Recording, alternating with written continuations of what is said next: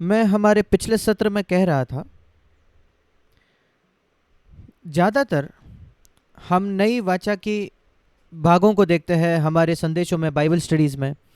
और मैंने कहा पर 75% हमारे बाइबल का पुराना नियम है और उसमें से हम बहुत कुछ सीख सकते हैं। यद्यपि पुरानी वाचा जो है वो समाप्त हो गई है, पुराना नियम आज भी बहुत बहुत ज़रूरी है। पूरा शास्त्र, पूरा ही बाइबल परमेश्वर की प्रेरणा से है और वो लाभदायक है सिखाने के लिए, ताकि परमेश्वर का जन सिद्ध हो जाए हर तरीके से। और हमने देखा अय्यूब को, और हमने देखा कैसे परमेश्वर अय्यूब को शैतान के सामने दिखा सकता था। उसी संबंध में मैं एक वचन दिखाना चाहता हूं जो सारे विश्वासियों को लागू होता है। इफिसियों की पत्री उसका 3रा अध्याय। यीशु मसीह ने उसके शिष्यों को कहा, जब पवित्र आत्मा तुम पर आएगा तो तुम मेरे गवाह हो जाओगे यरूशलेम, यहूदा और समरिया और संसार के अंत तक। और हमारी बुलाहट मसीहों के नाते, विश्वासियों के नाते, कि हम मसीह के गवाह बने सारे मनुष्यों के सामने। जो कोई, जिस किसी से हम मिलते हैं, यद्यपि हम उनको प्रचार न करें, वो उन्हें हमारे जीवन में कुछ दिखना चाहिए। जो हमारे साथ जीते हैं, जिस प्रकार हम चलते हैं, और शायद वो हमें पहचानता भी नहीं, हम एक गवाह है, एक ज्योति जो जलती है। ज्योति बहुत शांत होती है। कोई भी लाइट आप देखो, पर आप तुरंत समझ जाते हो किसी रूम में लाइट है या नहीं। और जब एक व्यक्ति चलता है टॉर्च के साथ रात में, तो आप तुरंत जानते हो यहाँ टॉर्च है। वैसे ज्योति जलती है, और वैसे ही हमें गवाह बनना है सबों के लिए जिनसे हम मिलते हैं, हमारे शब्दों से, हमारे जीवन से, जिस प्रकार हम बर्ताव करते हैं उसके द्वारा। पर यहाँ एक और वचन है, इफिसियों की पत्री उसका 3रा अध्याय 10 वचन। यहाँ लिखा है, परमेश्वर का विभिन्न प्रकार का ज्ञान, विभिन्न मतलब अलग अलग अलग अलग पहलू होने वाला परमेश्वर की बुद्धि। परमेश्वर की बुद्धि के कई पहलू हैं, और उन सारे पहलुओं में कि कलीसिया के द्वारा वो प्रकट किए जाए। सिर्फ आप और मैं, मेरे द्वारा नहीं, हम में से कोई उसको सिद्ध तरीके से नहीं करता, पर पूरा मसीह का शरीर। यीशु मसीह इकलौता वो कर सकता था, क्योंकि वो मसीह की देह एक व्यक्ति में था। पर उसके बाद कोई भी व्यक्ति, प्रेरित पौलुस भी नहीं, वो अपने आप उसको प्रकट नहीं कर सकता था, पर पूरे कलीसिया के साथ, कलीसिया के द्वारा विभिन्न प्रकार का ज्ञान उन प्रधानों और अधिकारियों को। किसको ये ज्ञान प्रकट करना है? यरूशलेम, यहूदा नहीं, मनुष्यों के बारे में नहीं, हमें ये ज्ञान प्रकट करना है प्रधानों और अधिकारियों को जो स्वर्गीय स्थानों में है। और जब स्वर्गीय स्थानों के विषय में लिखा है इफिसियों की पत्री में, वो हमेशा जो दुष्ट आत्माएं हैं उसके विषय में है, जो दुष्ट आत्माएं हैं स्वर्ग में। और हमें, हमारी बुलाहट है कि हम शैतान के सामने गवाह बने। और वही अय्यूब था। परमेश्वर शैतान के सामने कह सकता था, देख यहाँ एक व्यक्ति है, क्या उसने तुम्हें उसको देखा है? क्या तुमने देखा है वो कैसे जीता है? और आज परमेश्वर चाहता है ऐसे लोगों को वो ढूंढे इस पृथ्वी पर जो इसके जैसे बने, एक गवाह जो परमेश्वर की बुद्धि को प्रकट कर सके, दिखा सके, विभिन्न प्रकार का ज्ञान, अलग अलग पहलू रखने वाला ज्ञान। देखिए कि ये आपकी बुलाहट है, ये पहचान है मेरे भाई और बहनों। आपकी बुलाहट का एक भाग, एक गवाह बनना शैतान के सामने। और जब हम एक गवाह के विषय में सोचते हैं कलीसिया के लोगों के या बाकी लोगों के सामने, हम हमेशा सोचते हैं कि वो क्या हमें देखते हैं, क्या सुनते हैं जब हम उनके सामने हैं। पर जब शैतान के सामने गवाह होने की बात आती है, शैतान हमें तब भी देखता है जब हम अकेले होते हैं। अगर जब आप अकेले हो और आप कुछ गलत देख रहे हो, अश्लील देख रहे हो, पोर्नोग्राफी देख रहे हो, तो आप शैतान के सामने कैसे गवाह हो? यद्यपि बाद में आप मन फिराते हो और कहते हो प्रभु मुझे क्षमा कर, और अब फिर वो करते हो, और फिर एक बार आप परमेश्वर को कहते हो मुझे क्षमा कर। या कोई गुप्त पाप आपके विचारों में नहीं, शैतान आपके विचारों को नहीं पढ़ सकता, वो सिर्फ परमेश्वर देख सकता है। और अंतिमतः हम में परमेश्वर के सामने गवाह होना है। पर अंधकार में हम कई चीजें करते हैं जहां मनुष्य हमें नहीं देखते, कोई भी हमें नहीं देखता। शारीरिक तौर पर कुछ काम करते हैं, या शब्द जो हम इस्तेमाल करते हैं अविश्वासियों के सामने, हमारे ऑफिस में, कलीसिया के सामने हमारी गवाही नहीं गई। अगर हम ऑफिस में गुस्सा होते हैं तो, या जब आप घर में गुस्सा होते हो तो, पर शैतान वो देखता है, और आप तब शैतान के सामने गवाह नहीं बने हो। या जब आप अकेले हो, या जब आप पैसे का इस्तेमाल करते हो जो कोई नहीं जानता आप कैसे कर रहे हो, परमेश्वर और शैतान छोड़, हम तब गवाह नहीं है अगर आप पैसे के साथ अधर्मी हुए तो, या कोई भी अधर्म आपके बीते हुए जीवन में जिसको आपने सही नहीं किया, आपने किसी को क्षमा नहीं किया, किसी व्यक्ति के सामने आपका गलत रवैया हो, और बिल्कुल स्पष्ट है आप जैसे रवैया करते हो कि शैतान भी उसको देख पाता है कि वहां आप गवाह नहीं हो। और हमेशा याद रखिए इफिसियों 3:10 और वो प्रेरित 1:8 के ऊपर टिप्पणी है, बड़ा करके वहां बता गया है। प्रेरित 1:8 में लिखा है कि हमको दुनिया में सबके सामने गवाह होना है, पर इफिसियों 3:10 एक कदम ऊपर जाता है। परमेश्वर चाहता है कि हम शैतान के सामने एक गवाह बने, और वहां अय्यूब हमारे लिए एक उदाहरण है। सिर्फ अय्यूब नहीं, कई लोग बाइबल में। आज हम अब्राहम के विषय में सोचना चाहते हैं। मैं चाहता हूं कि आप मेरे साथ निकाले यशायाह की पुस्तक, उसका 41 अध्याय। यशायाह का पुस्तक 41 अध्याय। प्रभु यहां कह रहा है 8वें वचन में, हे मेरे दास इस्राएल, हे मेरे चुने हुए याकूब, हे मेरे मित्र अब्राहम के वंश। परमेश्वर का सेवक होना अद्भुत है, यह बहुत बड़ा आदर की बात है। यशायाह 42:1 में लिखा है यीशु मसीह को भी परमेश्वर कहता है मेरा सेवक है वो। और एक बहुत बड़ा आदर की बात है परमेश्वर का सेवक होना, जब परमेश्वर हमें बुलाता है उसकी सेवा करने के लिए। पर उससे भी अद्भुत बात है जब परमेश्वर कहता है कि तुम मेरे मित्र हो, अब्राहम मेरा मित्र।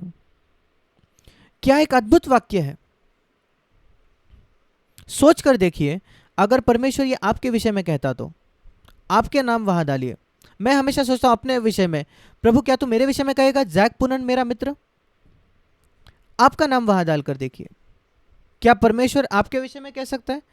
क्या ये एक बात है जिसके लिए आप बहुत इच्छा रखते हो? मैं इच्छा रखता हूं, तीव्र इच्छा। ये नहीं कि परमेश्वर मुझे सेवक कहे, पर मित्र कहे।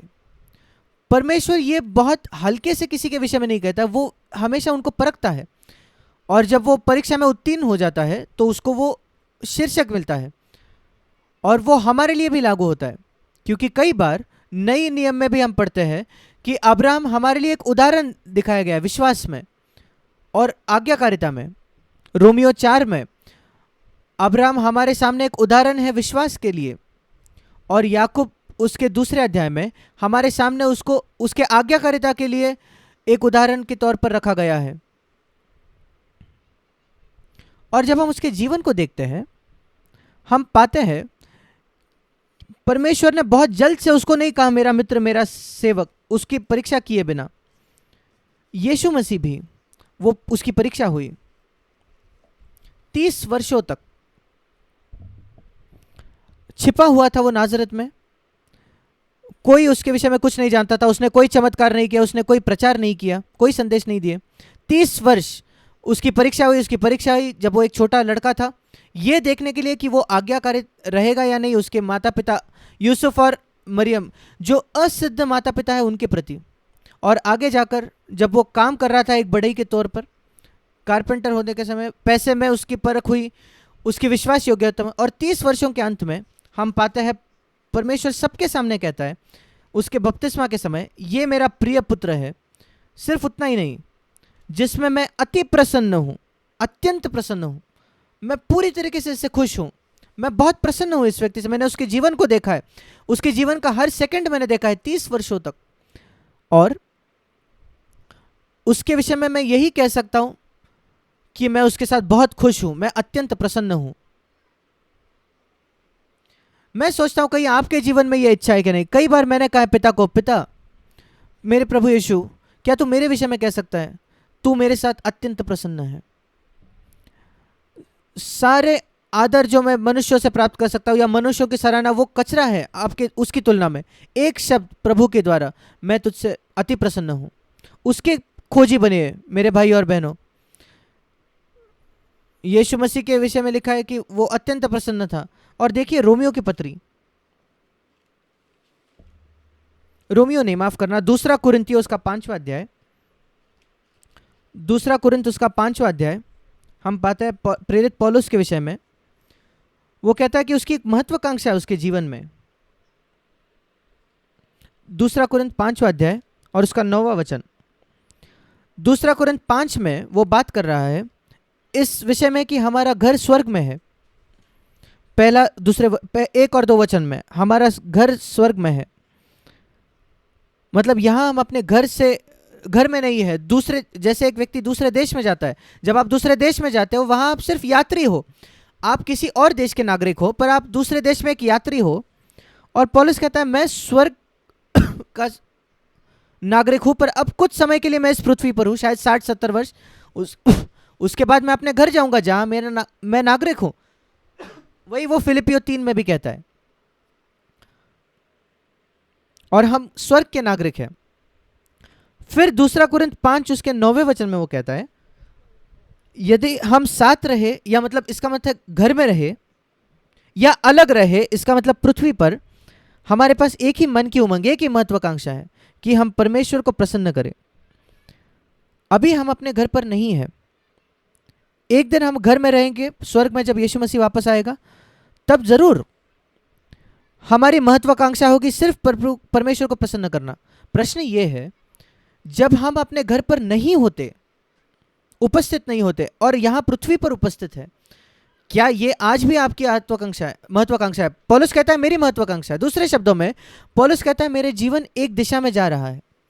हर दिन, मेरे जीवन के हर दिन, हर क्षण, जहां तक मेरी जानकारी है, जहां तक मैं समझ पाता हूं, मैं परमेश्वर को प्रसन्न करना चाहता हूं, प्रसन्न करना चाहता हूं, और एक दिन मसीह वापस आता है, मैं उसी दिशा में आगे जा रहा हूं। मुझे अपनी दिशा बदलने की जरूरत ही नहीं। मैं परमेश्वर को पूरे अनंत काल के लिए प्रसन्न करना चाहता हूं। कई विश्वासियों के साथ ऐसा नहीं है, थोड़ा अलग होता है। वो चाहते परमेश्वर को प्रसन्न करना, पर कई बार वो अपने आप को प्रसन्न करते हैं, या वो उनके दोस्तों को प्रसन्न करना चाहते हैं, या उनके रिश्तेदारों को, या उनके बॉस को, या किसी और व्यक्ति को। और जब मसीह आएगा तब वो चाहते हैं कि हम परमेश्वर को प्रसन्न करें। फिर ऐसे विश्वासियों के साथ कुछ गलत है, ऐसे मसीहों के साथ। वो स्वार्थी है जो हमेशा अपना ही लाभ खोजते हैं। दूसरे शब्दों में, मैं कुछ प्राप्त कर सकता हूं अगर मैं किसी मनुष्य को प्रसन्न करूं, मेरे रिश्तेदारों को, मेरे मित्रों को, मेरे माता पिता को, मेरे बॉस को इस पृथ्वी पर। और जब मसीह आएगा, हाँ, फिर वो लोग चले गए हैं, फिर मैं परमेश्वर को प्रसन्न करूंगा हर समय। आपको क्या लगता है ऐसे विश्वासियों के वक्त? वो स्वार्थी है, स्वयं केंद्रित। मैं नहीं जानता कभी ये परमेश्वर के राज्य में प्रवेश करेंगे या नहीं। मैं बिल्कुल निश्चित हूं एक विषय में, जो परमेश्वर को प्रसन्न करना चाहता है इस पृथ्वी पर, वो हमेशा अनंत काल में प्रभु के साथ होंगे। पर जो लोगों को प्रसन्न करना चाहते हैं, मैं नहीं जानता वो परमेश्वर के राज्य में कभी होंगे या नहीं। क्योंकि गलातियों की पत्री उसके पहले अध्याय में लिखा है, गलातियों की पत्री पहला अध्याय 10वां वचन, बहुत जरूरी वचन है। यहां लिखा है यदि मैं मनुष्यों को मनाता हूं तो फिर मैं मनुष्यों को प्रसन्न करता हूं, तो मैं यीशु मसीह का दास नहीं हो सकता। आप यीशु मसीह के दास हो ही नहीं सकते। अगर मैं मनुष्यों को प्रसन्न करना चाहूं तो मैं मसीह का दास नहीं हो सकता। यह बिल्कुल स्पष्ट है। अब्राहम परमेश्वर का मित्र बना, उसने पुराने नियम के स्तर से परमेश्वर को प्रसन्न करा, जैसे मैंने पिछले सत्र में कहा अय्यूब के। याद रखें, जब कभी हम इन पुराने नियम के उदाहरणों को देखते हैं, याद रखिए कि वो पुराने नियम के अंदर थे, पुराने व्यवस्था के अधीन थे। हम उनसे वो स्तर का अपेक्षा नहीं करते जो परमेश्वर हमसे रखता है नई वाचा में। जिसको ज़्यादा दिया गया उससे ज़्यादा अपेक्षा की जाएगी। पेंटिकॉस्ट के दिन के बाद हम नई वाचा के अधीन हैं, और परमेश्वर हमसे एक ज़्यादा बड़ा स्तर अपेक्षा रखता है जो अय्यूब और अब्राहम से अधिक बड़ा है। और इसलिए उनका जीवन हमारे लिए एक चुनौती है कि अगर वो इतना दूर तक आए तो कितना आगे हमें जाना है। और इसलिए उसी स्तर पर, उसी नींव पर हम इनके जीवन उदाहरणों को देख रहे हैं। पहली परीक्षा क्या थी जो अब्राहम के जीवन में है? वो शिष्य होने की पहली परीक्षा है हमारे सामने भी। क्या आप परमेश्वर के पीछे चलना चाहते हो? आपके इस संसार के रिश्तेदारों से दूर हटकर। यहां लिखा है उत्पत्ति की पुस्तक उसके 12वें अध्याय के पहले वचन में, परमेश्वर ने अब्राहम से कहा अपने देश और अपने कुटुंबियों और अपने पिता के घर को छोड़कर उस देश में चला जा जो मैं तुझे दिखाऊंगा। क्या आप जानते हो ये शिष्य होने की पहली शर्त है यीशु मसीह का शिष्य होने में? बिल्कुल ऐसे ही शब्द है जो यीशु मसीह कहता है। अब्राहम को शारीरिक तौर पर दूर जाना था, उसके माता पिता और दूसरों रिश्तेदारों से। आज यीशु मसीह कहता है कि हम आत्मिक तौर पर अलग हो जाए, हमें शारीरिक रूप से अलग नहीं होना है। शायद हम उसी शहर में जीते हैं, पर लूक 14:26 यीशु मसीह ने कहा, लूका 14:26 ऐसे ही शब्द जो अब्राहम को कहे गए। आज हमें आत्मिक तौर पर, यदि कोई मेरे पास आए, और अगर आप कहते हो आप विश्वासी हो, आपको मसीह का शिष्य होना है, तो ये आपके लिए लागू होता है मेरे भाई बहन। कोई भी मेरे पास आए और अपने पिता माता पत्नी और बच्चों और भाइयों और बहनों वरन अपने प्राण को भी अप्रिय न जाने या उससे घृणा न करे, तो वो मेरा चेला नहीं हो सकता। तो वो मेरा चेला नहीं हो सकता। जब हम उसकी तुलना करते हैं, हम जब एक वचन की दूसरे वचन से तुलना करते हैं, यीशु मसीह की क्या मतलब था घृणा करने से? क्योंकि मरकुस 7 में कहा कि हमारे माता पिता का हमें आदर करना है, और वही इफिसियों के पत्री उसके 6 अध्याय में भी लिखा है, और हमें अपने पत्नी से प्रेम करना है, इफिसियों 5 में लिखा है। तो फिर इसका क्या अर्थ है अपने पत्नी से घृणा करना या अप्रिय जानना? अपने बच्चों से, उसको लिखा है उसकी मत्ती 10:37 अलग शब्दों में, पर वही अर्थ है। मत्ती 10:37 जो माता या पिता को मुझसे अधिक प्रिय जानता है या अधिक प्रेम करता है, वो मेरे योग्य नहीं। जो बेटा या बेटी को मुझसे अधिक प्रेम करता हो, वो मेरे योग्य नहीं। तो जब हम वचन की तुलना वचन से करते हैं, हम पाते हैं कि यहाँ वही अर्थ है।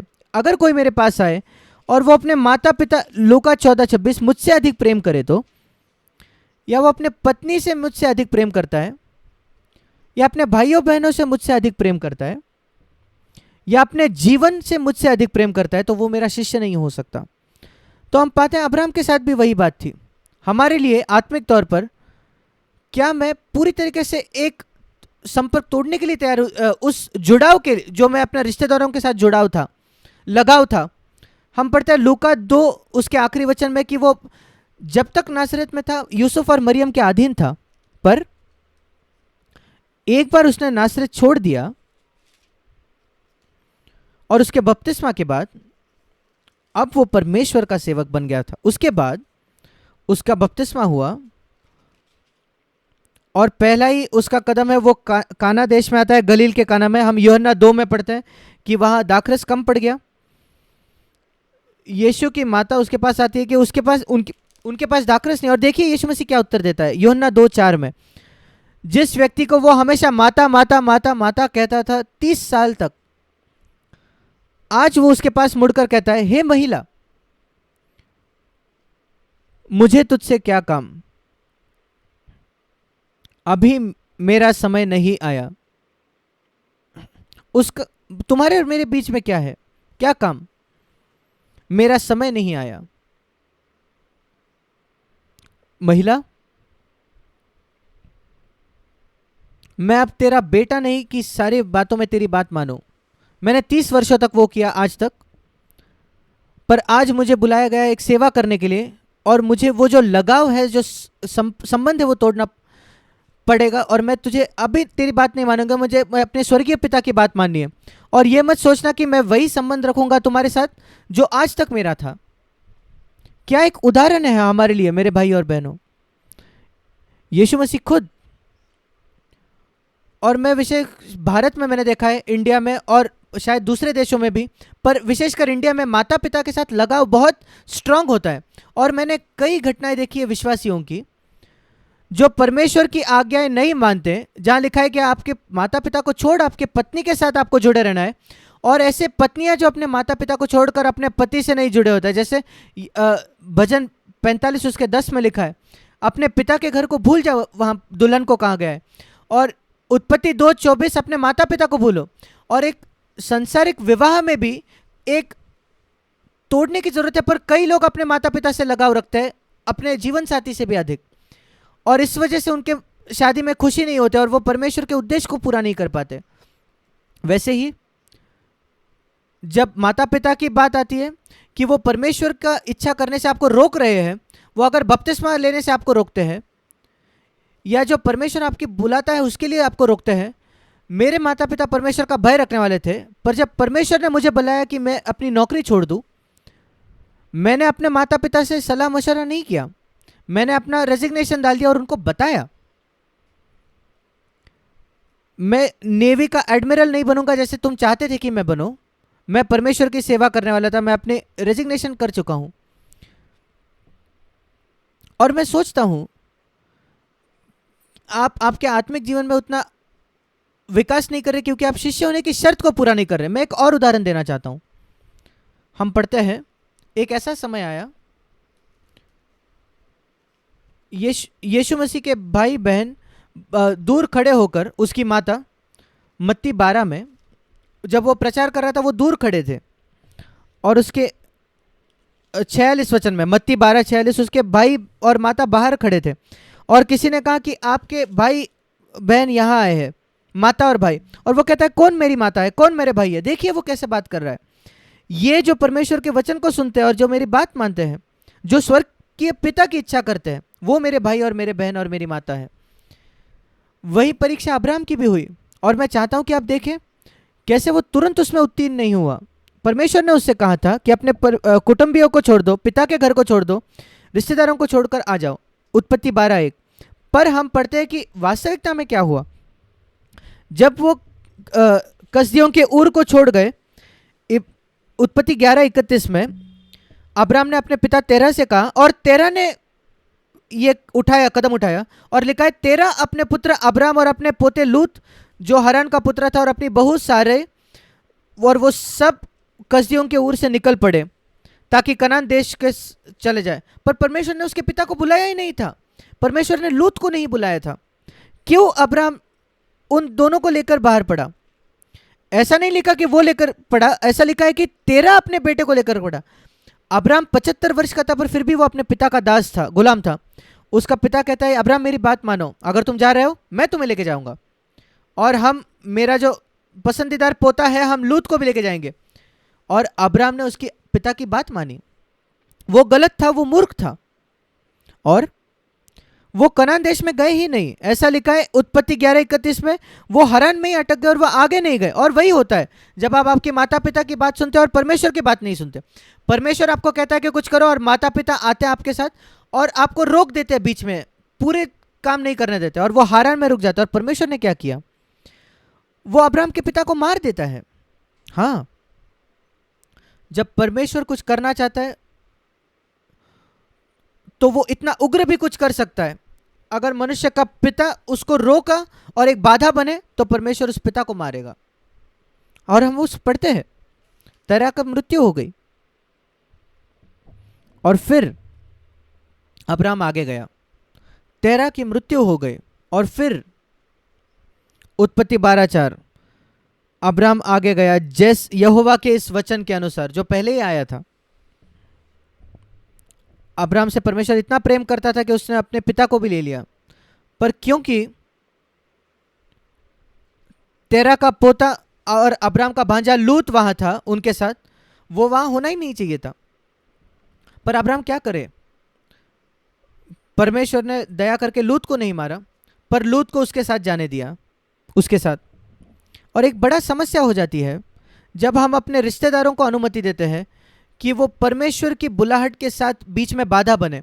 और आप यीशु मसीह के शिष्य हो, आपको एक स्टैंड लेना पड़ेगा, आपको खड़ा होना पड़ेगा। शायद आपके रिश्तेदारों को बुरा लगे, शायद वो आपको भी चोट पहुंचाए, पर आपको खड़ा होना ही पड़ेगा प्रभु के लिए। अगर आप आपके रिश्तेदारों से यीशु मसीह से अधिक प्रेम करो तो फिर शिष्य होने के विषय में भूल जाओ। मैं नहीं जानता आपका भविष्य क्या होगा, पर बाइबल में आपके लिए कोई वायदा नहीं है जो अपने रिश्तेदारों से यीशु मसीह से अधिक प्रेम करते हैं। यह बहुत कठोर, एक स्ट्रांग एक अपेक्षा है प्रभु की जो शिष्य होना चाहते हैं।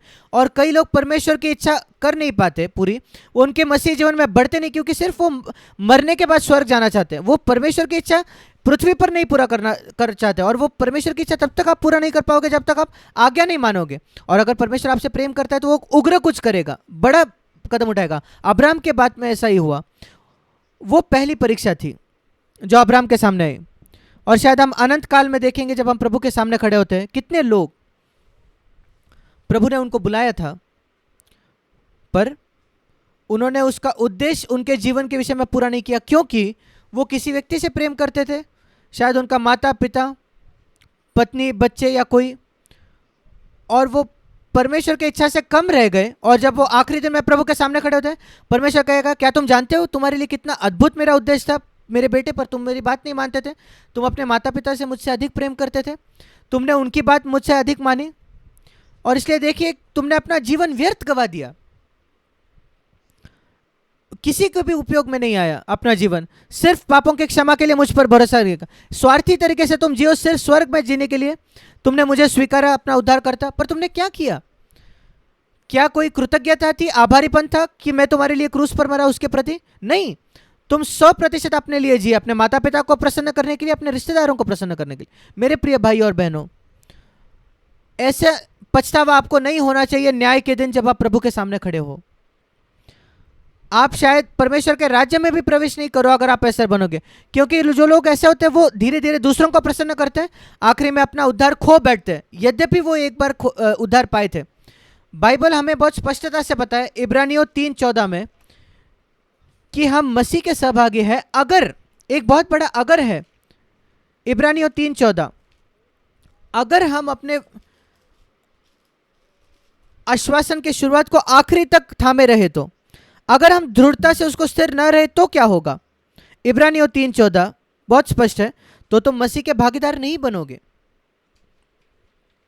और आपकी अनंत काल का जो आखिरी जगह है वो बहुत अलग होगा जो होना चाहिए था उससे, जब आपने मसीह को स्वीकारा। आपको दृढ़ थामे रहना है, बहुत दृढ़ रहना है अंत तक। और इस वजह से यीशु मसीह ने कहा आपको उस लगाव को तोड़ना ही पड़ेगा कि आपके रिश्तेदार आपके जीवन को ना चलाए। वो पहली परीक्षा है जहां अब्राहम फेल हो गया, पर परमेश्वर ने ऐसा कुछ किया जिससे वो उसकी आज्ञा माने। मैं एक और उदाहरण दिखाना चाहता हूं, क्यों 12 गोत्रों में से एक ही गोत्र लेवी को चुना गया याजक होने के लिए? क्या यह पक्षपात था? क्या परमेश्वर ने चिट्ठियां डाल के उठाया? नहीं, एक कारण था, एक समय था, आप उस कहानी को जानते हो, जब इस्राएली लोग मूर्तियों की पूजा कर रहे थे। और हम पढ़ते हैं जब मूसा उस पहाड़ से नीचे आया, हम निर्गमन उसका 32 अध्याय, मूसा नीचे आया उस पहाड़ से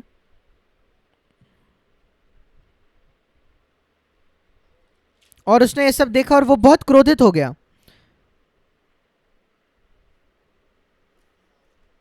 और जो मूर्ति उसने बनाई थी वो तोड़ दी उसने। और उसने लोगों से कहा कौन परमेश्वर की ओर है? ये प्रश्न है, कौन यहोवा की ओर है आपके में से सब में से बीच? निर्गमन 32:26 एक खुला खुला चुनौती था। निर्गमन 32 उसका 26 वचन, कौन यहोवा की ओर है आओ।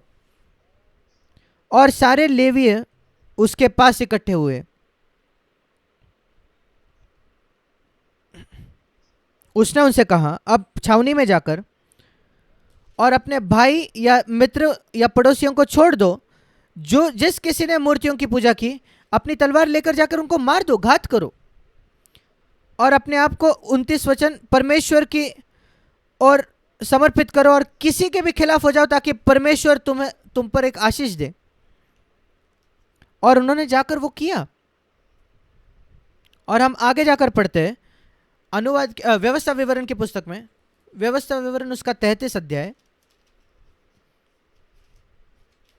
और उसका 9 वचन 8 लेवी के विषय में। व्यवस्था विवरण 33:8 यहां लिखा है, लेवी के विषय में उसने कहा तेरे तुमिम और उरिम तेरे भक्त के पास, जो याजक के पास होते थे,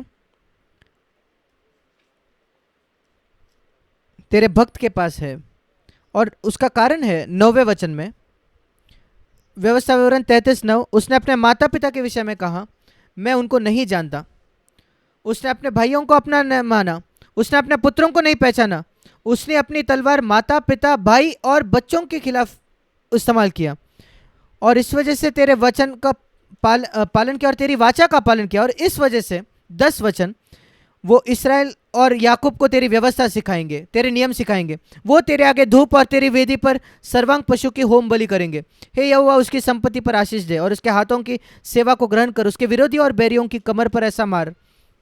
क्यों उनको चयन हुआ? क्योंकि उन्होंने उस संबंध, उस जुड़ाव को तोड़ दिया अपने रिश्तेदारों से।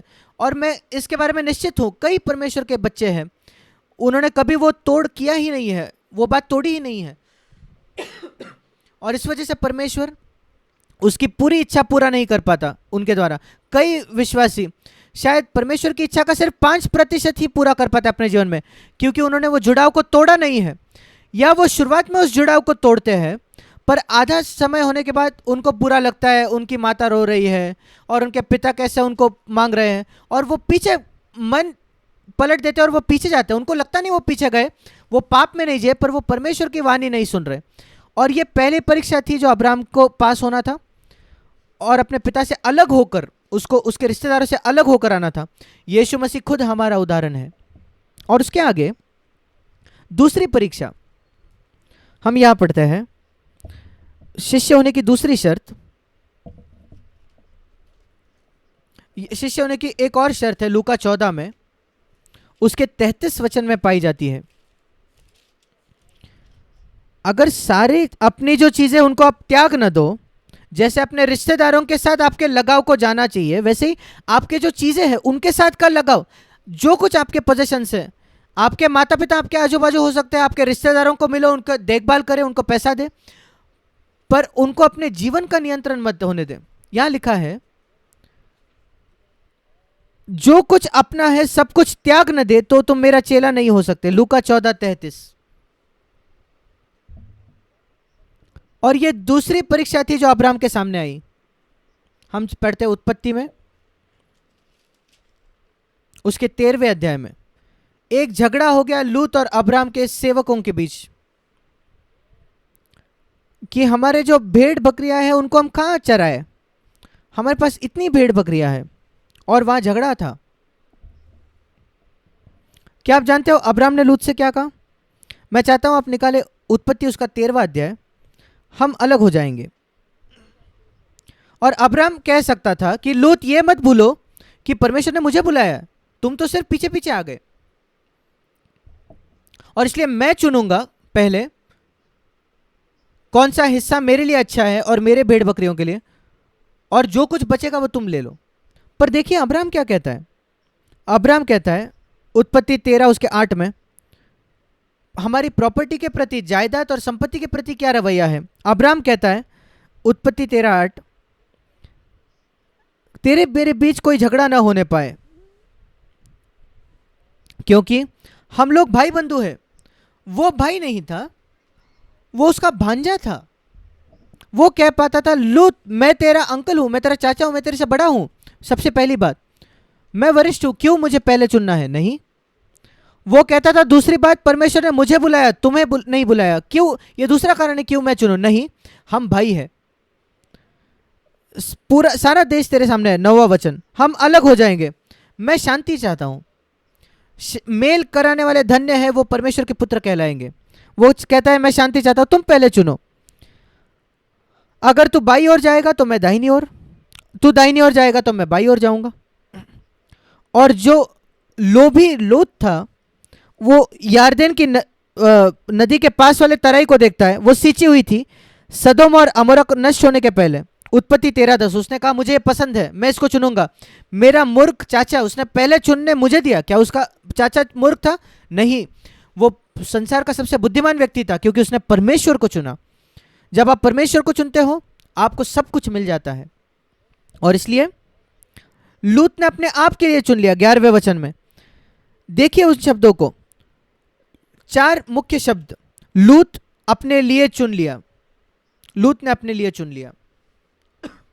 और देखेंगे, और उसने सोदोम और अमोरा के भूमि को चुना, और हम जानते हैं आखिरी में क्या हुआ, सब कुछ खो दिया, उसकी जायदाद चले गए, और उसके चाचा को आकर उसको बचाना पड़ा, और उसकी जायदाद उसके लिए वापस लानी पड़ी। और इस सब कुछ जो हो रहा था उसको शांत खड़ा रह के कौन देख रहा था? अब्राहम और लूत के बीच में। जब कभी आप किसी आर्थिक व्यवहार को करते हो या कोई भी व्यवहार करते हो जायदाद के संपर्क में, जमीन के संबंध में, क्या आप जानते हो एक शांत गवाह खड़ा है, जिस हमेशा हम उसको यहां देखते हैं। परमेश्वर देख रहा था। लूत नहीं जानता था, अब्राहम भी नहीं जानता था, हम आज जानते हैं क्योंकि हमारे पास बाइबल है। वो शांत रहकर हर फाइनेंशियल ट्रांजैक्शन को देखता है, वो गवाह है। जो कुछ पैसे के संबंध में आपके जीवन में, परमेश्वर उसको देखता है। वो देखता है आप धर्मी हो क्या, और वो देखता है आप विश्वास योग्य हो क्या। विश्वास योग्य मतलब आप उससे, परमेश्वर से पैसे से ज्यादा प्रेम करते हो। धर्मी होना मतलब सिर्फ धर्मी होना, खरा होना, पैसे के व्यवहार में आप कर्जे में नहीं रहते, आप चुराते नहीं, आप कुछ अधर्म नहीं करते, आप अपने टैक्स भरते हो, वो धार्मिकता है। पर विश्वास योग्यता मतलब आप कहते हो प्रभु ये मेरा नहीं है, ये सब तेरा है। विश्वास योग्यता धन के विषय में वो धार्मिकता से अधिक है। कई मसीह, कई विश्वासी अधर्मी है, पर कुछ विश्वासी धर्मी होते हैं, बहुत कम विश्वास योग्य होते हैं, जो पहचानते हैं उनकी सारी संपत्ति परमेश्वर की है, इसलिए वो झगड़ा नहीं करते। कितने लोग मैंने सुना है मसीह लोग प्रॉपर्टी के लिए झगड़ते हैं। जब पिता मर जाता है तो झगड़ा करते हैं, या पत्नी के माता पिता मर जाते हैं और उसके भाई उसके प्रॉपर्टी छीन रहे हैं, उसके साथ झगड़ा करते हैं विश्वासी लोग।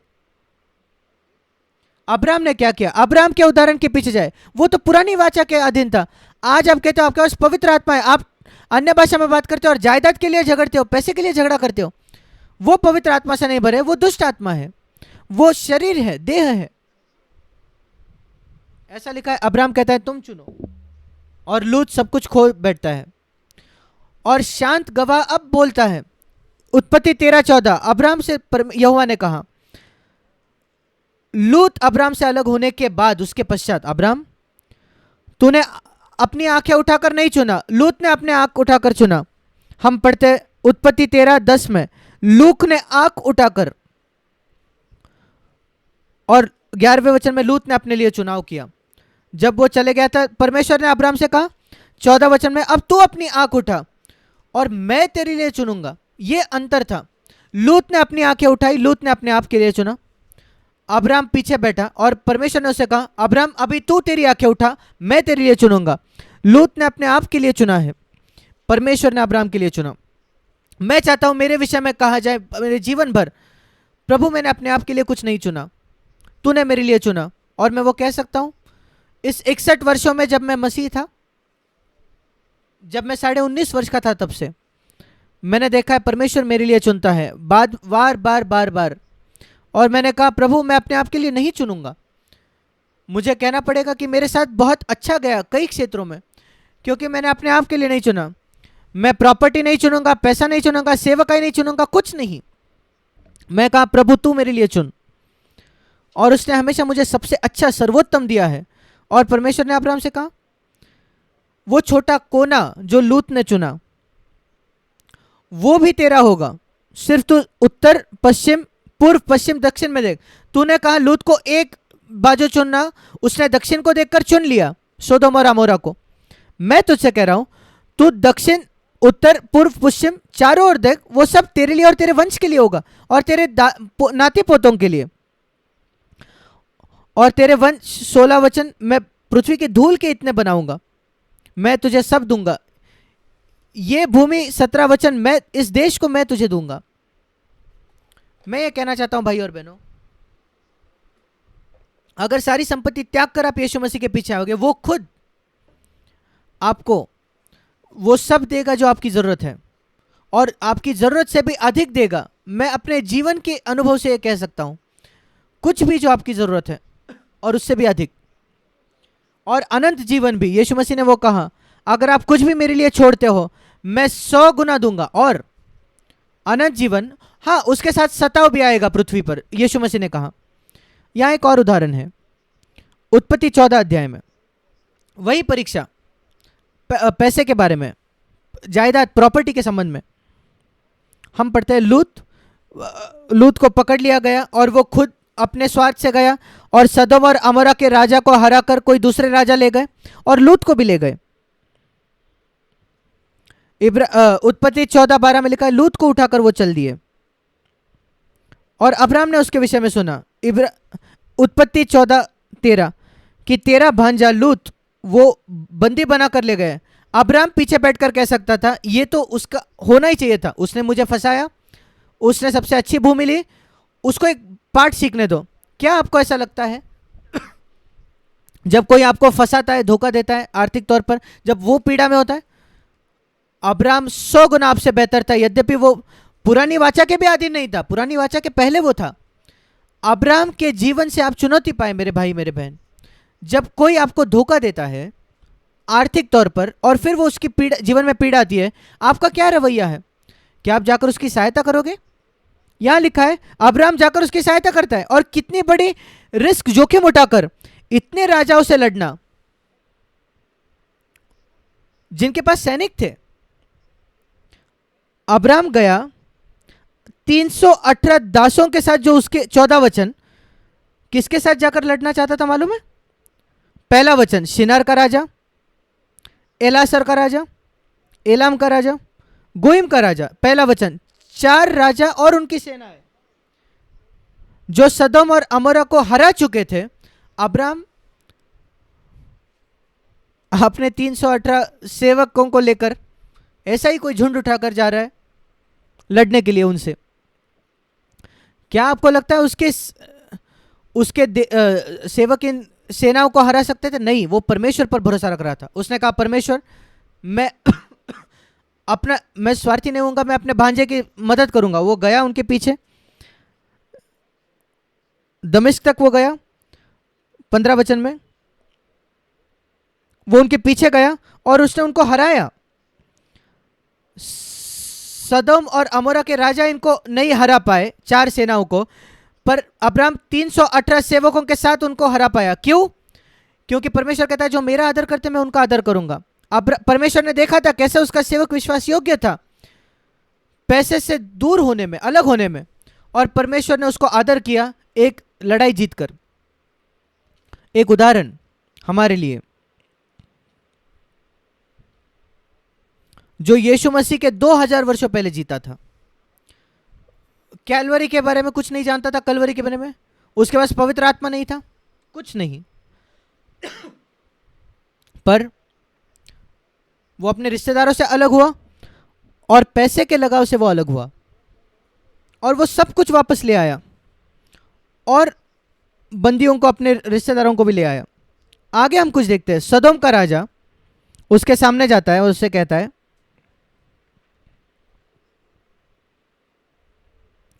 जो कुछ तेरा है तू रख ले। 21 वचन में वो कहता है, उत्पत्ति 14:21, सदोम का राजा कहता है लड़ाई का नियम यह है जो कुछ तुम जीत कर आते हो वो तुम्हारा है, लोग भी तुम्हारे हो जाते हैं, दास हो जाते हैं, संपत्ति तुम्हारे होते हैं। सारे लड़ाई में यही नियम था, रोमियों के समय भी यही नियम था। और सदोम का राजा उस नियम का पालन कर कर कहता है सिर्फ मुझे लोग दे दे, बाकी सारी संपत्ति तू ले ले क्योंकि तू जीत गया है लड़ाई को। और अब्राहम ने कहा नहीं, परम प्रधान ईश्वर यहोवा जो आकाश और पृथ्वी का अधिकारी है, ये थोड़े चिल्लर क्या है, तुम जो मुझे दे रहे हो वो शायद 5 पैसे के जैसे है या 2 पैसे के बराबर।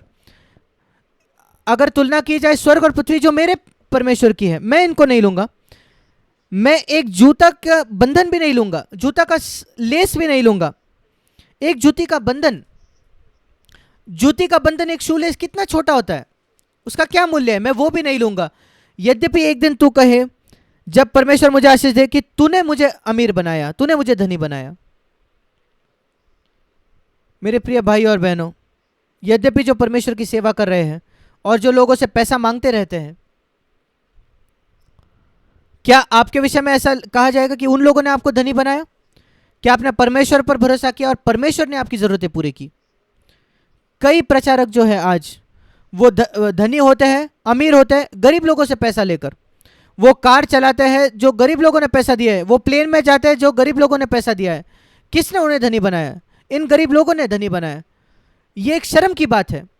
अब्राहम उनको शर्म के सामने रख देता है। अब्राहम कहता है मैं किसी को यह हक नहीं दूंगा, कोई वो सदोम का राजा भी नहीं, मैं तुझसे भी नहीं लूंगा, तू एक अभक्तिहीन परमेश्वर है। 3 यूहन्ना 10 वचन में लिखा है हमें जो गैर विश्वासियों से पैसा नहीं लेना है। अब्राहम को यहां समझ गया, मैं किसी मनुष्य को यह कहने नहीं दूंगा, यह श्रेय नहीं लेने दूंगा जो परमेश्वर को मिलना चाहिए। या सदोम का राजा कहेगा मैंने अब्राहम को धनी बनाया, मैं कुछ भी नहीं लूंगा तुझसे। क्या एक रवैया है जो हमारा होना चाहिए था। पहले प्रेरितों का ऐसा रवैया होता था, वो एक पैसा नहीं लेते थे कोई भी अविश्वासी से। कई कलीसियाओं में इतने आतुर है पैसा लेने से, कोई भी आकर ऑफरिंग बॉक्स में पैसा डाल सकता है। हमारे पास ऑफरिंग बॉक्स है हमारे कलीसियाओं में, पर हमने वहां एक नोटिस लगाई है, अगर आपने नया जन्म नहीं पाए तो आपका अधिकार नहीं है यहां पैसा डालने का। सिर्फ जो परमेश्वर के बच्चे हैं हमने वो नोटिस डाला है ऑफरिंग बॉक्स के ऊपर, ताकि जो परमेश्वर के बच्चे नहीं वो वहां पैसा नहीं डाले। हम वो नहीं चाहते पैसा। हम अब्राहम का उदाहरण के पीछे जाते हैं, यीशु मसीह के उदाहरण और प्रेरितों के उदाहरण को पालन करते हैं। अगर आप परमेश्वर का सर्वोत्तम चाहते हो तो इस सिद्धांत के पीछे जाए, सिर्फ अपने रिश्तेदारों से ही नहीं पर संपत्ति से भी लगाव को तोड़ दे। हम सब जन्मे हैं एक लगाव के साथ, हम चाहते हैं चीज़ों को पाए, और यीशु मसीह चाहता है इस चीज़ों को छोड़ दो, इस रवैये को छोड़ दो। आप रख सकते हो चीज़ों को, मैंने जैसे कहा है, अगर ये आपका जो आपके पास है कार घर, ये मुट्ठी बंद करना मतलब ये मेरा है, ये मेरा है, और सिर्फ अपने पास रखना मतलब कहना परमेश्वर ये तेरा है, तू जो चाहे वो ले ले, जो खर्चा करना चाहे तो खर्च करे, ये मेरा नहीं है। चीज़ों को पकड़े ना रहे, जकड़े ना रहे। हम चीज़ों को रख सकते हैं पर उसको जकड़े ना रहे। और अब्राहम कहता है मैंने शपथ खाई है, वो आकाश और पृथ्वी का अधिकारी है और वो मेरा परमेश्वर है। हम कहते हैं आज कह सकते हैं वो मेरा पिता है, हमारा पिता तू जो स्वर्ग में है, वो जो है जिसका मैं अधीन हूं। और क्या आप जानते हो अब्राहम को यह वचन कहां से मिला? क्योंकि मलकीसेदक परमेश्वर का सेवक वो इसके पहले ही आया था। अब्राहम ये मत भूलो, उत्पत्ति 14 और उसका 19 वचन, तुम्हारा परमेश्वर परम प्रधान ईश्वर आकाश और पृथ्वी का अधिकारी है। ये इनडायरेक्ट तरीका था अब्राहम को स्वतंत्र करने का, छुटकारा देने का, कि ये सारा पैसा वो ले सके जो उसने लड़ाई में जीता है। याद रखो तुम्हारा परमेश्वर स्वर्ग और पृथ्वी का अधिकारी है, इस पैसे के लोभी मत बनो। ये एक अद्भुत है जब हम किसी को एक भविष्यवाणी का वचन दे सकते हैं किसी को, क्योंकि हम उस परमेश्वर हमें देता है और हम उस भविष्यवाणी के वचन को सुन सकते हैं। और शायद आप में से कोई उस भविष्यवाणी के वचन को सुन रहा है, उस लगाव को छोड़ दो, क्योंकि आपका परमेश्वर स्वर्ग और पृथ्वी का अधिकार है, वो इस विश्व चलाता है। इस संसारिक बातों से लगाव ना रखे, पूरा स्वर्ग सोना चांदी उसका है, अपने मन को संसारिक बातों पर ना लगाए। आपकी इच्छा ये नहीं रहे कि आपके पास ज़्यादा पैसा है, ज़्यादा पैसा है, ये चीज़ वो चीज़। परमेश्वर ने आपको पर्याप्त दिया है। हाँ, कड़ी मेहनत करें, ज़्यादा कमाइए, अपने बच्चों के लिए दे, अपने बच्चों के लिए पैसा इकट्ठा करके रखे, दूसरा कुरिन्थियों में लिखा है। पर लगाव मत बनाए, अपने आप के लिए धन मत रखिए, अपने बच्चों के लिए धन प्राप्त करके रखिए, उनके ज़रूरतों के लिए, पर अपने आप के लिए नहीं। और लगाव मत रखो और कभी लड़ाई मत करो प्रॉपर्टी के लिए। क्यों आप शैतान से जीत नहीं पाते? क्योंकि आप रक्त और मांस से लड़ रहे हो। पौलुस इफिसियों 6:10-12 में कहता है हम रक्त और मांस से लड़ाई नहीं करते, हम शैतान की सामर्थ्यों से लड़ाई करते हैं। आप शैतान पर ज़्यादा विजय पाओगे अगर आप मनुष्यों से लड़ाई करना रोक दोगे तो। और मनुष्यों के साथ लड़ाई ज़्यादातर प्रॉपर्टी से होती है। लोग प्लान बनाते हैं पैसे के बारे में, वो प्लान बनाते हैं, झूठ बोलते हैं, स्वार्थी होते हैं, और परमेश्वर देखता है और शैतान देखता है। और शैतान कहता है तुम्हारे मुझ पर कुछ सामर्थ्य नहीं, मैं देख पाता हूँ तुम कितना पैसे से प्रेम करते हो, कैसे तुम मेरे ऊपर सामर्थ्य पाओगे? तुम अपने प्रॉपर्टी के लिए झगड़ा कर रहे हो रिश्तेदारों से। अब्राहम दूसरे परीक्षा में भी पास हो गया। शिष्य होने की तीसरी शर्त यीशु मसीह ने कहा, लूका 14 और उसका 27 वचन, लूका 14:27, तुम्हें अपने क्रूस को उठाना है हर दिन और मेरे पीछे आना है। मतलब अपना स्वयं उसको मारना है जो अपने जीवन के सिंहासन पर बैठा है। और 26 वचन के अंत में अपना जीवन उसको अप्रिय जानना है। इतना ही नहीं कि आप उससे प्रेम नहीं कर सकते, 26 वचन में लिखा है आपको उसको मारना है। एक कदम आगे 27 वचन में अपना क्रूस उठाना मतलब अपने स्वयं को जो सिंहासन पर बैठा उसको मारना, उसको मृत्यु करना, ताकि यीशु मसीह उस सिंहासन पर बैठे। अपना स्वयं, अपने स्वयं के जीवन को मारना। और ये तीसरी परीक्षा थी जो अब्राहम के जीवन में आई। हम पढ़ते उत्पत्ति 22 में, एक दिन रात के बीच में परमेश्वर ने अब्राहम की परीक्षा की। हमने अपने पिछले सत्र में भी देखा परमेश्वर धर्मियों को परखता है। हमने यिर्मयाह में वो पढ़ा, परमेश्वर अब्राहम को परखता है। और अब्राहम के और 50 वर्षों के बाद, जब उसने पहले बार परखा था उसके 50 वर्षों के बाद, जब वो 75 वर्षों का था, अब शायद वो 120 वर्ष का हो गया है, शायद 45 वर्ष का, उसकी पहली परीक्षा के बाद आज भी उसकी परीक्षा हो रही है। यीशु मसीह की 30 वर्ष परीक्षा हुई, आपकी भी परीक्षा होगी। क्या आपकी 50 वर्ष पहले नया जन्म हुआ? आप परखे जाओगे। मैं 61 वर्ष पहले नया जन्म पाया, पर मैं यीशु मसीह के नाम से आपको कहता हूं मैं आज भी परखा जाता हूं, मेरी आज भी परीक्षा होती है। वही परीक्षाएं नहीं, जैसे आप फर्स्ट स्टैंडर्ड से दूसरे स्टैंडर्ड, तीसरा, चौथी, पांचवी, 12वीं कक्षा, फिर कॉलेज, यूनिवर्सिटी, और तब भी आपकी परीक्षा होती है, फिर आप पीएचडी लेते हो, पोस्ट पीएचडी। मसीह जीवन ऐसा जीवन है जहां हम हमेशा परखे जाते हैं ऊंचे ऊंचे स्तर पर। कभी ऐसा समय नहीं आता जब आपकी परीक्षा नहीं होता। आप कभी दूसरी कक्षा में नहीं जाएंगे परीक्षा के बिना। और अब्राहम परखा गया, परखा गया, परखा गया, और अब उसकी सबसे जरूरी बात में परीक्षा होती है, कौन तुम्हारे जीवन में सत्ता चलाता है, राज करता है। अब्राहम के लिए उसका पुत्र इसहाक था, परमेश्वर का प्रतिज्ञा का पुत्र, और वह उसकी परीक्षा हुई। और परमेश्वर ने उसको एक दिन कहा, हे अब्राहम, अपना पुत्र जिससे तू प्रेम रखता है उसको ले। वो विशेष में वो कहता है इसहाक जिससे तू प्रेम रखता है।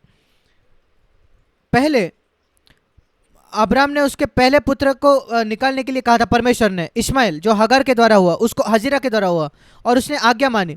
पर अब उसका प्रिय पुत्र, उसके बुढ़ापे में हुआ पुत्र, जो सारी प्रतिज्ञाओं का वारिस होने वाला था, इसको मोरिया पर्वत में लेके जा और वहां लेकर उसको मार, मेरे लिए एक बलि चढ़ा।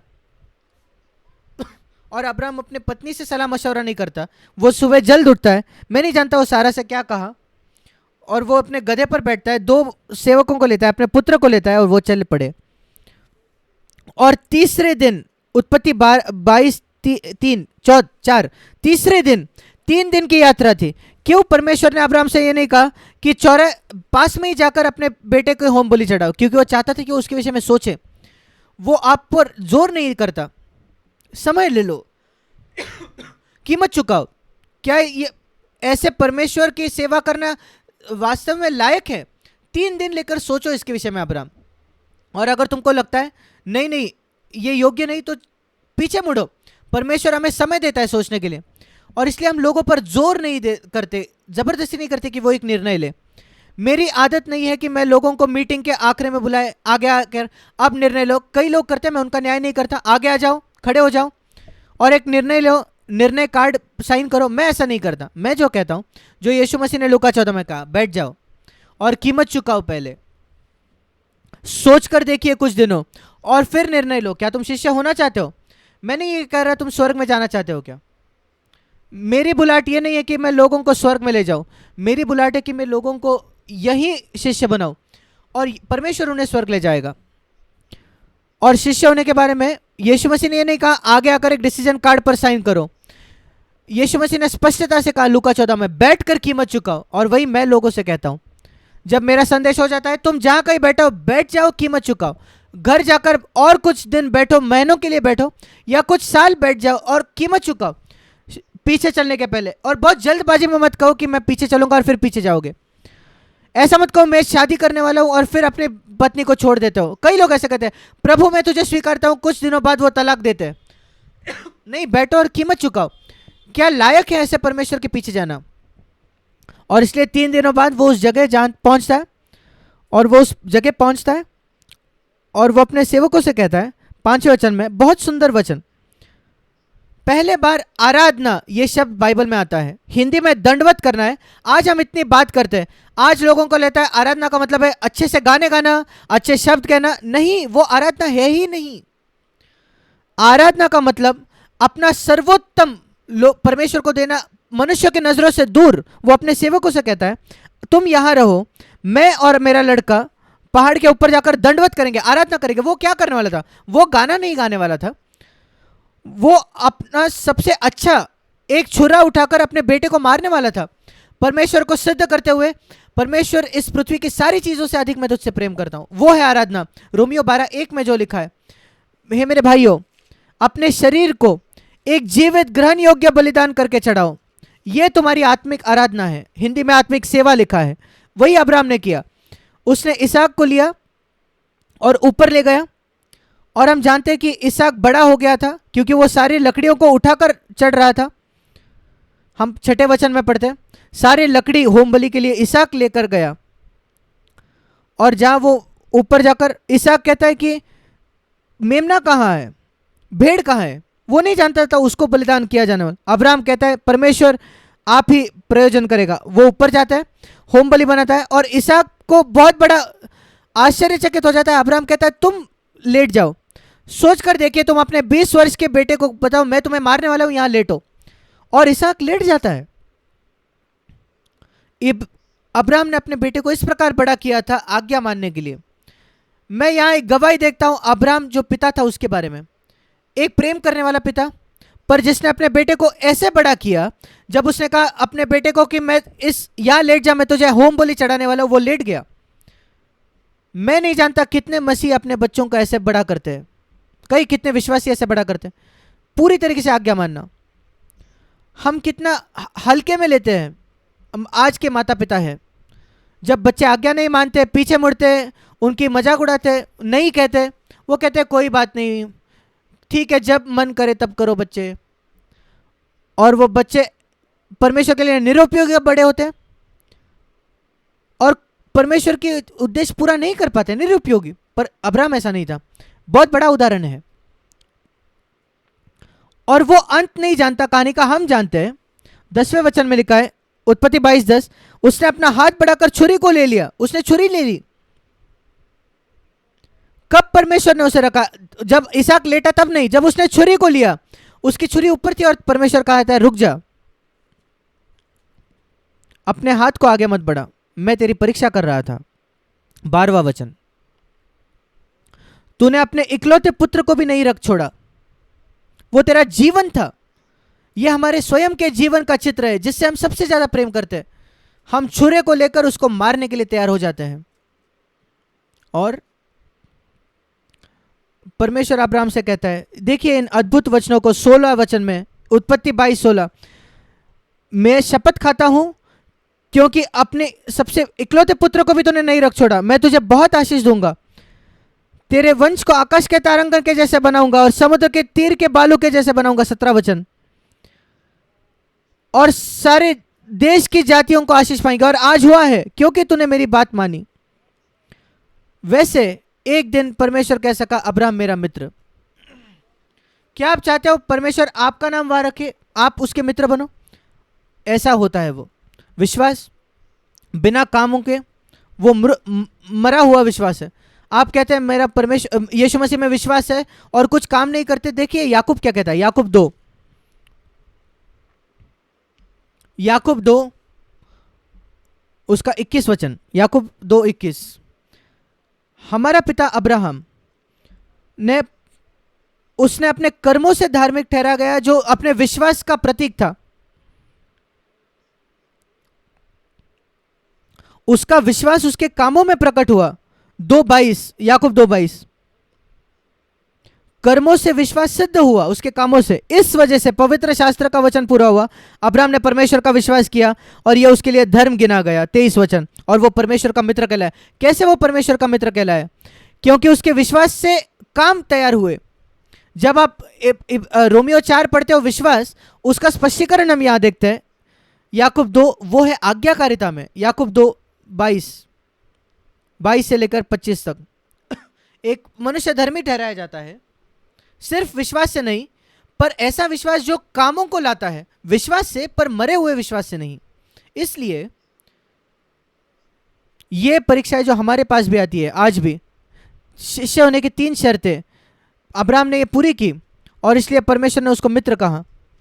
और एक आखिरी में मैं एक वचन दिखाना चाहता हूं, गलातियों की पत्री 3 अध्याय, इकलौता जगह जहां लिखा है कि यीशु मसीह हमारे लिए एक श्राप बना। बाकी जगह यीशु मसीह हमारे पापों को लेता है। 2 कोरिन्थी 5:21, वो खुद पाप बना, पर ये उससे भी अधिक है। गलातियों 3:13, यीशु मसीह ने सिर्फ श्राप नहीं उठाया, वो हमारे लिए शापित बना। मैं ये नहीं समझता प्रभु तूने कितनी पीड़ा उठाई, तू हमारे लिए शापित बना। मेरे लिए क्यों? इसलिए कि 14 वचन, अब्राहम की आशीष हमारे ऊपर आ जाए। अब्राहम की आशीष क्या है? यहां लिखा है पवित्र आत्मा को प्राप्त करना, पवित्र आत्मा से भरना। क्या यह अद्भुत नहीं है? पवित्र आत्मा से भरना वो है अब्राहम की आशीष। कहां गया है उसको? क्या एक मनुष्य था अब्राहम, आगे भविष्य की चीज पवित्र आत्मा की भरपूरी, उसको अब्राहम की आशीष कहां गया है? ताकि हम विश्वास के द्वारा आत्मा के प्रतिज्ञा को प्राप्त करें, वो विश्वास जो कामों को बनाता है। कृपया इन बातों को वापस सुने जो मैंने आज कहा। और देखिए अब्राहम की आशीष पाने का क्या अर्थ है। कई लोग कहते हैं बस कहो कि प्रभु मुझे पवित्र आत्मा से भर दिया और वापस चले जाओ, उसने आपको भर दिया है। सचमुच वाकई क्या आप इसहाक को वेदी पर नहीं रखना चाहते? क्या आप सारी संपत्ति से अलग नहीं होना चाहते, परिवार से अलग नहीं होना चाहते? और आपको लगता है अब्राहम की आशीष पवित्र आत्मा की भरपूरी आपको मिल गई? मैं यीशु मसीह के नाम से कहता हूँ वो नहीं आएगा। आपको झूठा अनुभव मिलेगा, कुछ आप व्यर्थ कहोगे और वो झूठी अन्य भाषा है, ये धोखा है। और इसलिए परमेश्वर की महान सामर्थ अभिषेक आपके जीवन पर नहीं है, क्योंकि आप आत्मा को दावा करते हो शिष्यों होने की शर्तों को पूरा किए बिना। अब्राहम की आशीष कब आती है? कब उसको परमेश्वर का मित्र कहा गया? अपने रिश्तेदारों से वो दूर हो गया, अपने संपत्ति से दूर हो गया और अपने प्रेम से वो दूर हो गया, स्वयं का प्रेम। परमेश्वर हमारी सहायता करें। आइए हम प्रार्थना करेंगे। स्वर्गीय पिता, हमारी सहायता कर कि हम इन बातों को गंभीरता से ले, जो पाठ हमने इन ईश्वरीय लोगों से सीखे, पुराने नियम के समय में जो जीते थे, जो एक बहुत बड़ी चुनौती है, उदाहरण है हमारे लिए आज। यद्यपि हम कहते हैं कि हम नई वाचा के मसीह हैं, हम पाते हैं अय्यूब और अब्राहम जो व्यवस्था पुरानी वाचा के भी पहले जीते थे, वो हम में से कईयों से बहुत आगे थे। हमारी सहायता कर कि हम चुनौती पाए प्रभु, और हम अपने आप को धोखा न दे कि हम आत्मिक है जब हम नहीं है वास्तविकता में।